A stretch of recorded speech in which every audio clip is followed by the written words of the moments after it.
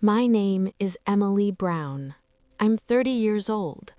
To my parents, I'm a fraud who never served a day in her life. But they're about to find out that some secrets are classified for a reason. The humidity of a late Ohio summer always felt different than the dry, searing heat of the desert. Here, the air clung to your skin like a damp wool blanket, smelling of freshly cut grass and the stagnant water of the nearby creek. I sat behind the mahogany desk of the Oak Creek Public Library, the rhythmic thump hiss of the date stamper, the only sound in the room. It had been 6 months since I traded a rifle for a barcode scanner. My blonde hair, once tucked tightly under a helmet, was now pulled back into a loose, soft bun. I liked the silence here. It didn't require me to look over my shoulder. It didn't require me to lie. "Emily, are you even listening?" I looked up. My mother, Martha, stood on the other side of the counter, her designer handbag perched on her forearm like a weapon. She looked out of place among the peeling dust jackets and the scent of old paper. She looked at my simple navy cardigan with a mixture of pity and annoyance. "I asked if you've decided on a dress for tonight," she said, her voice sharp. "It's a big night for your father. The country club is announcing the new board members, and Caleb is flying in from Chicago. We need to look like a cohesive family." "I have a black dress, Mom. It's fine," I said, my voice low and steady. I had learned to keep my tone neutral, a habit from debriefing rooms that I couldn't quite shake. "Fine isn't the word for a brown, Emily," she sighed, adjusting her pearls. "I don't understand you. You go away for nearly a decade, barely call, tell us you're working for the government in some vague administrative role, and then you come back and hide in a library. You could have been anything. Your brother is a senior partner at his firm, and you're just stamping fiction." I felt the familiar tightening in my chest, the one I usually felt right before a jump. I didn't tell her that the administrative role involved intercepting high-level encrypted comms in zones she couldn't find on a map. I didn't tell her about the scars on my shoulder that weren't from a hiking accident. "It's a good job, Mom. It's quiet." "Too quiet," she snapped. "People are talking, Emily. They ask what you did over there, and I have nothing to tell them. It makes it look like you were just drifting. It's embarrassing for your father." She turned on her heel, the clicking of her heels on the linoleum sounding like celebratory gunfire. I watched her go, the silence of the library rushing back in to fill the space she left behind. I reached into my pocket and felt the cold, sharp edge of the small silver pin I carried everywhere, my grandfather's infantry pin. I wasn't drifting. I was just tired of carrying secrets that no one would believe anyway.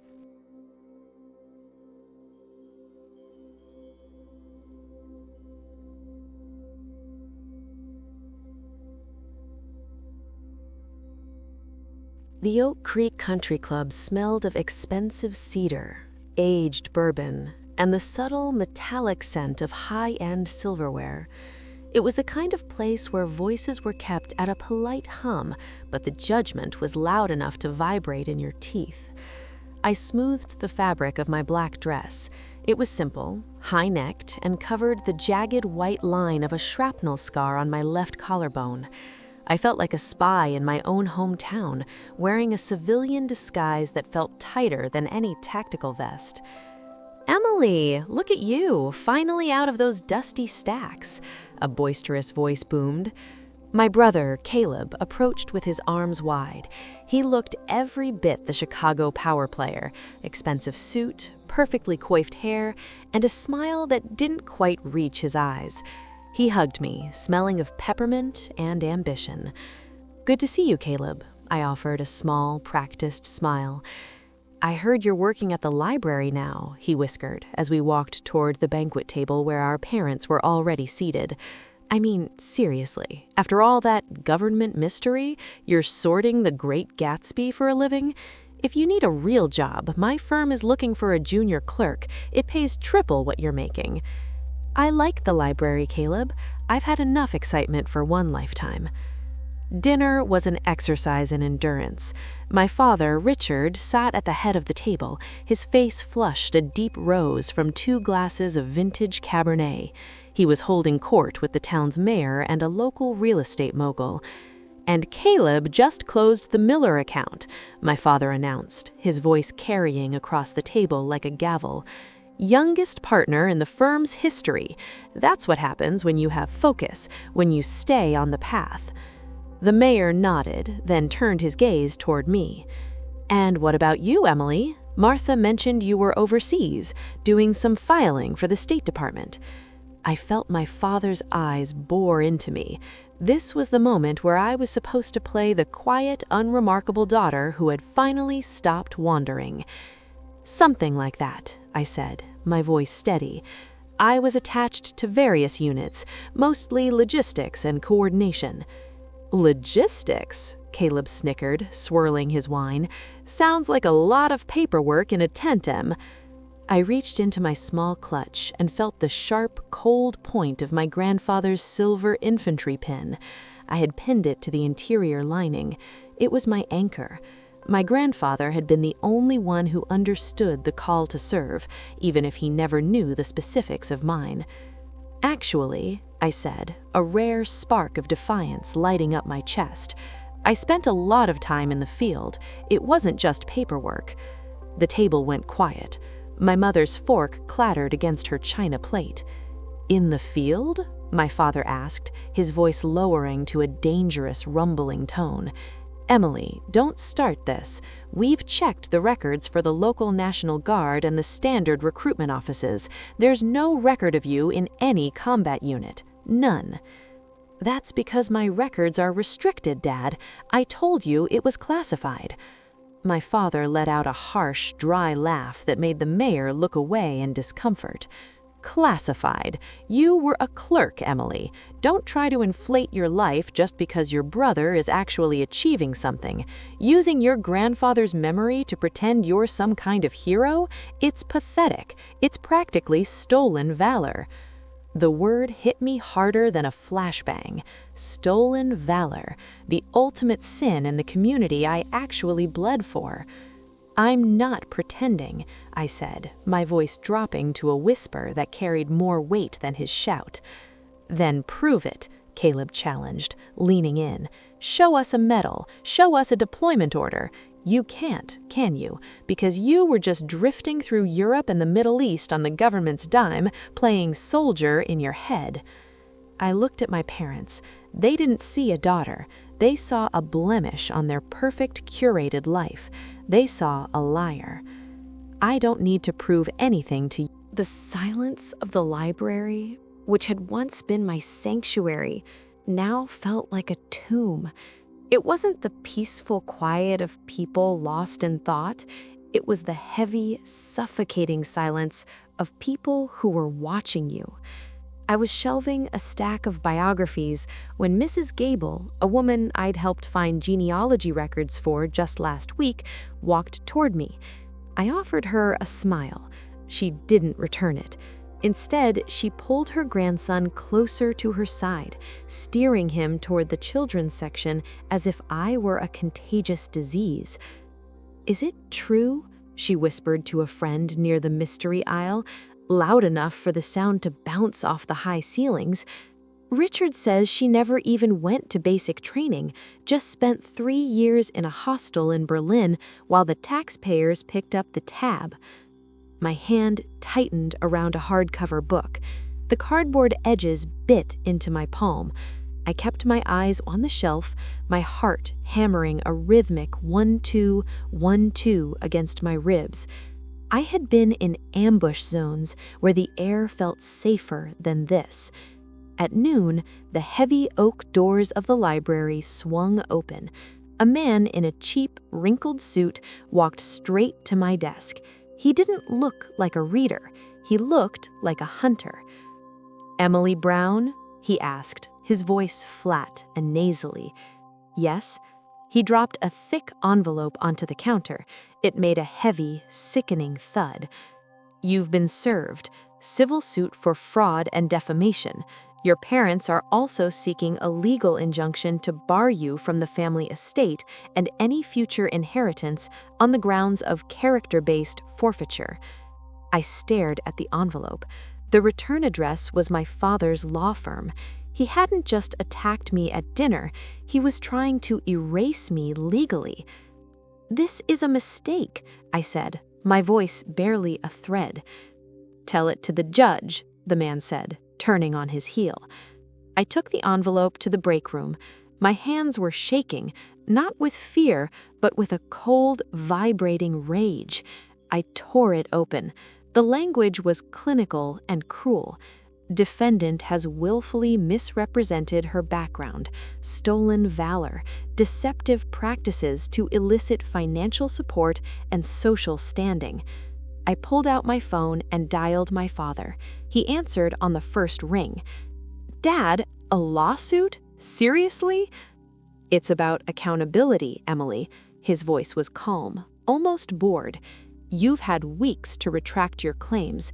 Instead, you wore your grandfather's pin to the parade yesterday. You sat there in the VIP section like you earned it.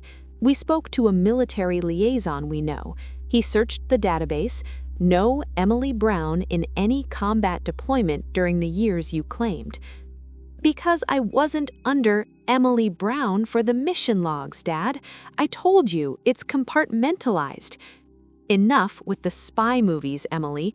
If you can't produce a DD-214 that matches your stories by the court date, we're going through with it. The town deserves to know who you really are, or rather, who you aren't." He hung up. I leaned my head against the cool metal of the break room fridge. I could feel the ghost of the Lioness patch on my shoulder, the one I'd had to burn before coming home.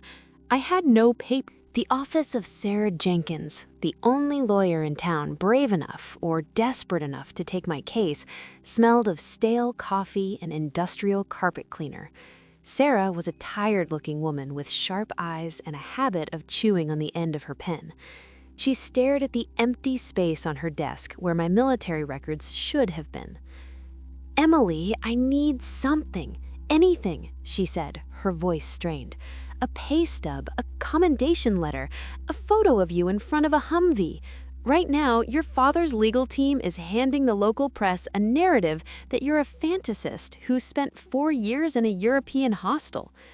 "I told you, Sarah, my unit didn't exist on paper for the Department of Defense's public records. I was part of a task force that operated under a Title 50 authorization. It's deep." Sarah sighed, leaning back in her creaky chair. "Deep doesn't win in a civil court in Ohio, Emily. Your father is suing you for fraudulent misrepresentation to obtain familial favor.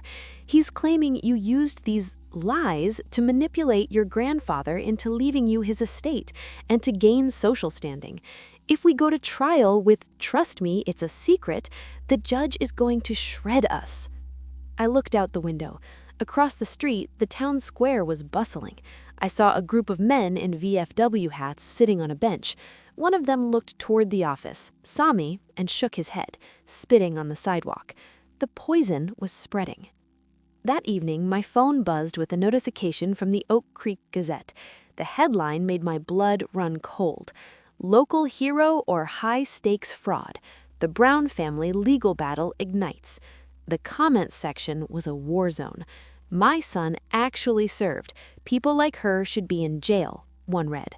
"Always knew something was off with that girl. Too quiet, creepy," said another. There was a knock at my apartment door. I didn't check the peephole. I knew the heavy, rhythmic thud. It was my father. When I opened it, he didn't step inside. He stood in the hallway, looking at my small, one-bedroom life with a sneer. The offer is still on the table, Emily. Sign a public confession. Admit you exaggerated your adventures to deal with the pressure of following in Caleb's footsteps. Do that and I'll drop the suit. I'll even let you keep a small monthly allowance from the estate. You want me to lie to protect your reputation? I said, my voice cold and hard as a winter morning. You want the truth to be what I say it is, he countered, leaning in. You have no records. You have no witnesses. You're a ghost, Emily, and ghosts don't have rights. I have my honor, Dad, something you wouldn't recognize if it hit you in the face. He laughed, a sharp, ugly sound. Honor doesn't pay for a defense attorney. We've hired a private investigator, by the way. He's already found your travel logs. Lots of flights to Turkey and Jordan, but zero records of you ever checking into a military base. You're done. See you in court on Monday. He turned and walked away, his expensive shoes clicking against the tile. I shut the door and sank to the floor, my back against the wood. For the first time in years, I felt truly alone. I had fought wars in the dark to keep people like him safe, and now he was using that very darkness to bury me. I reached into my pocket, pulling out my grandfather's pin. I'm sorry, Grandpa. I don't know if I can win this one.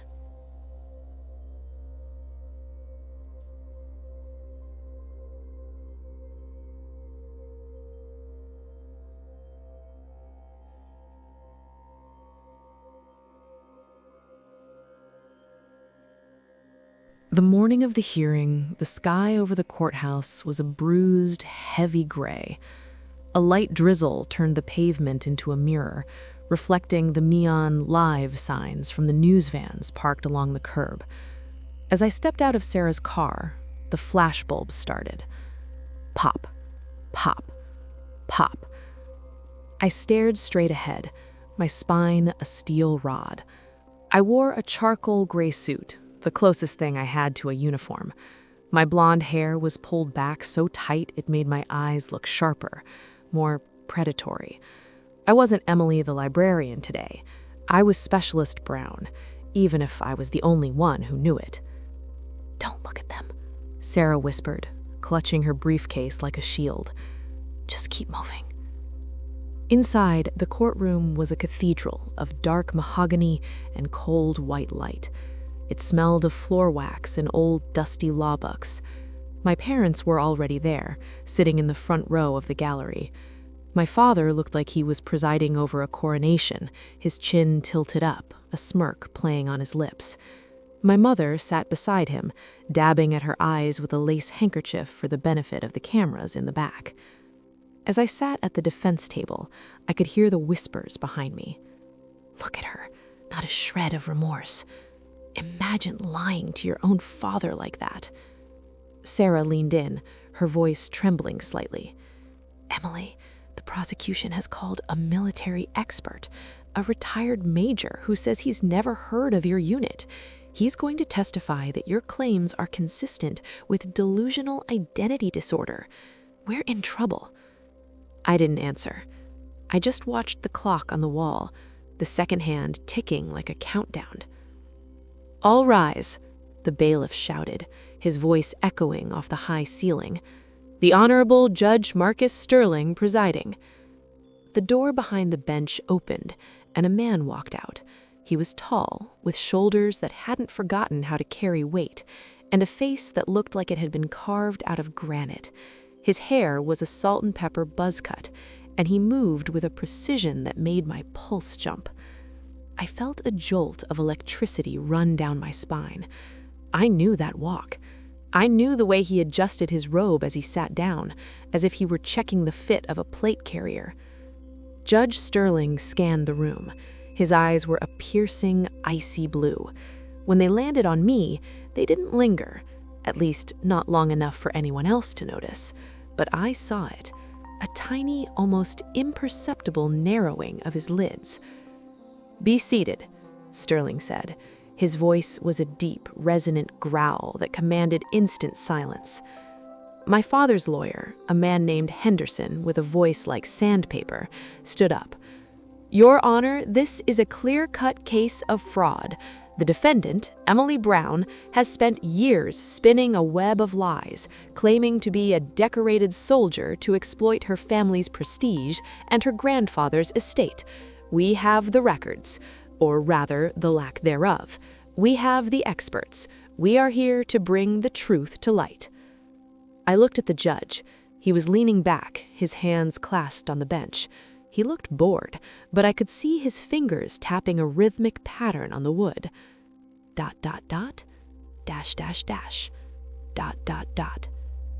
SOS. He was testing me. My breath hitched in my throat. I hadn't seen him since the extraction in the Panjshir Valley 3 years ago. Back then, he wasn't wearing a robe. He was wearing a desert camo blouse with the silver eagles of a colonel on his shoulders. The silence that followed the judge's words wasn't just quiet. It was a vacuum, sucking the air right out of the room. My father's lawyer, Henderson, stood frozen with his mouth slightly open, looking like a fish caught out of water. Behind me, I heard my mother's sharp intake of breath. "Specialist?" my father sputtered from the gallery, his voice cracking. "Your Honor, you must be mistaken. She's a librarian. She's a dropout. Bang! The sound of the gavel hitting the bench was like a gunshot. I didn't flinch. My body was already in a low-level combat readiness state, but the rest of the room jumped. "Mr. Brown, if you speak out of turn again, I will have the bailiff escort you to a holding cell until you learn the meaning of contempt," Judge Sterling said, his eyes flashing like blue steel. He turned back to me, and for a split second, the stern mask of the judiciary softened into the look of a man who had seen the same horrors I had. "Yes, sir," I said, my voice finally finding its strength. It wasn't the voice of Emily the librarian. It was the voice of the woman who had guided a SEAL team through a pitch-black valley in the Hindu Kush. "I recognize you, Colonel Sterling. I haven't seen you since Operation Lioness." A murmur rippled through the gallery. The reporters in the back were leaning forward so far they were nearly falling over their benches. "Lioness?" Henderson stammered, trying to regain his footing. "Your Honor, we've searched the standard Army registers. There is no Operation Lioness listed for those dates. This is exactly what we're talking about. More fabricated code names to—" "Mr. Henderson," Sterling interrupted, his voice dangerously low, "the reason you didn't find it in your standard search is because you don't have a TS-SCI clearance. If you did, you'd know that the Lioness program was a specialized unit of female soldiers attached to special operations for sensitive intelligence collection. And if you had my clearance, you'd know that Specialist Brown here saved 12 American lives during a night raid in 2021. I felt a hot, prickling sensation behind my eyes. For years, I had carried that night alone. I had watched the medevac helicopters lift off under the green glow of my NVGs, knowing I could never tell my family why I came home with nightmares and a tremor in my left hand. Now it was being shouted in a courtroom in Ohio. My father's face was no longer red, it was a sickly, translucent white. He looked at me as if I had suddenly grown a second head. 12 lives? He whispered, the sound carrying in the hushed room. "Actually, Colonel," I said, looking at Sterling, "it was 14. We didn't count the 2 interpreters until the debrief." Sterling gave a short, grim nod. "Correct, 14. He looked down at the pile of evidence Henderson had provided, the travel logs to Turkey, the lack of infantry records. With a flick of his wrist, he swept the entire stack off the side of his bench. The papers fluttered to the floor like dying birds. "This court is not a playground for family vendettas. You brought a suit for stolen valor against a woman who has more commendations than this entire legal team has degrees. You used the absence of public records, records kept private for the safety of our operatives, as a weapon to humiliate your own daughter." "But, Your Honor," Henderson tried one last time, his voice. The courtroom exploded.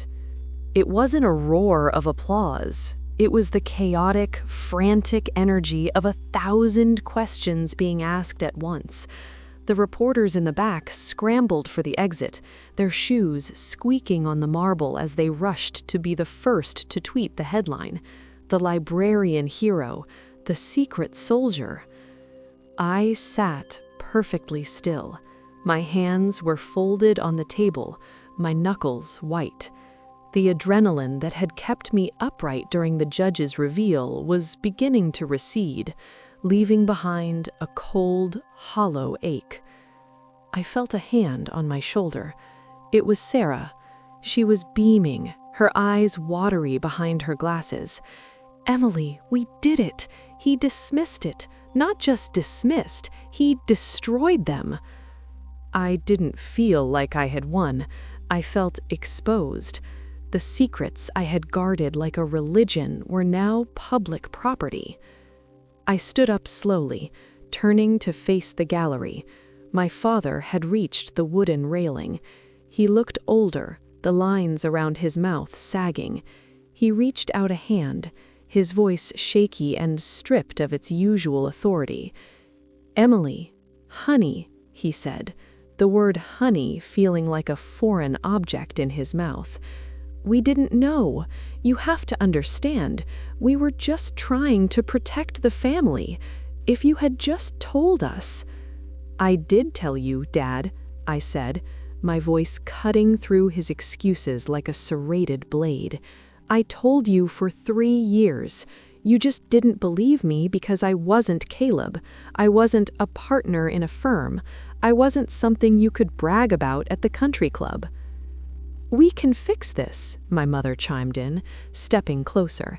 She had wiped away her performative tears, replaced by a desperate, hungry look.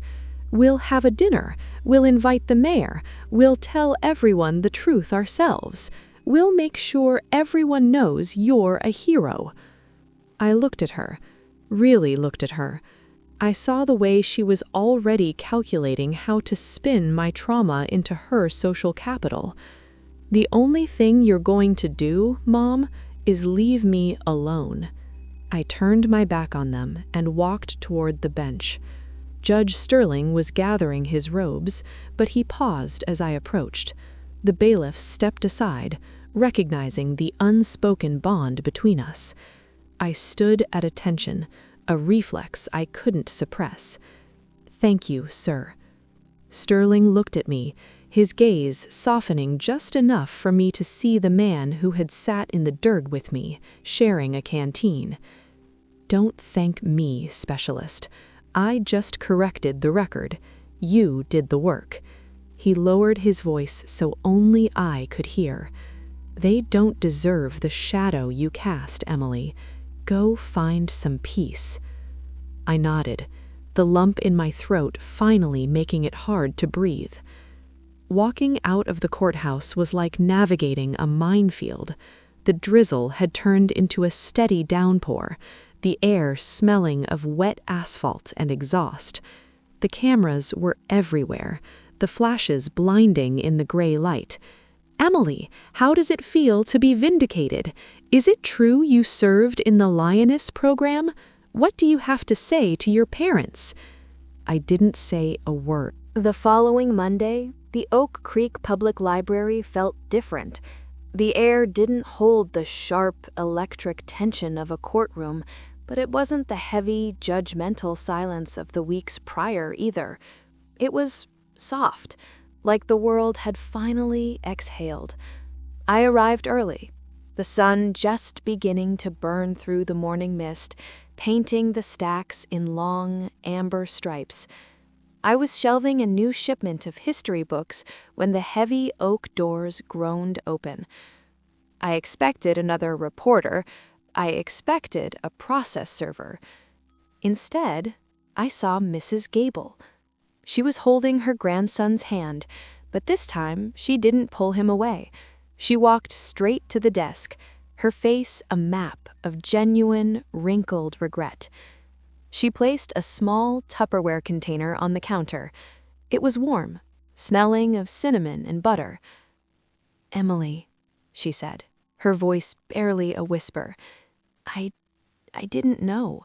None of us did. My husband, he's a veteran too. He was in Da Nang. He hasn't stopped talking about what the judge said. We're sorry. For the things we thought.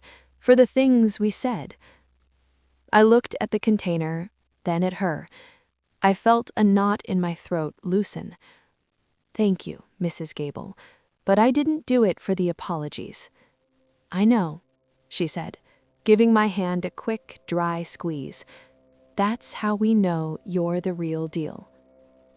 She left, and for the first time in a decade, I didn't feel like I was wearing a mask. I was just Emily. An hour later, a sleek black sedan pulled up to the curb outside. Caleb stepped out. He didn't come inside. He waited by the door, looking uncomfortable in the shadow of the library's stone pillars. I walked out to meet him. Mom and Dad are a mess, he said, without a greeting. He looked tired. The golden sun shine had faded. The club suspended Dad's membership. They're calling it conduct unbecoming. He wants to apologize, Emily, properly. He wants to set up a foundation in your name. A foundation? I let out a short, dry laugh. He just wants to buy his way back into the town's good graces. He wants to use my name to scrub the dirt off his. Maybe, Caleb admitted, looking at his expensive shoes. But he's still Dad. He sued me, Caleb. He tried to have a court declare me a fraud because I didn't fit his brand. You sat at that table and watched him do it. I stepped closer, feeling the strength of the woman who survived the Lioness program. I don't want a foundation. I don't want a dinner. I just want the inheritance Grandpa left me so I can buy this building and make sure this town always has a place where the truth matters. Caleb nodded slowly. He knew when a deal was closed. I'll tell them, but they're going to keep calling. Let them, I said, turning back toward the door. I'm busy. That evening, after the library closed, I sat on the front steps. The town was quiet, the streetlights flickering to life one by one. I pulled my grandfather's silver pin from my pocket. It caught the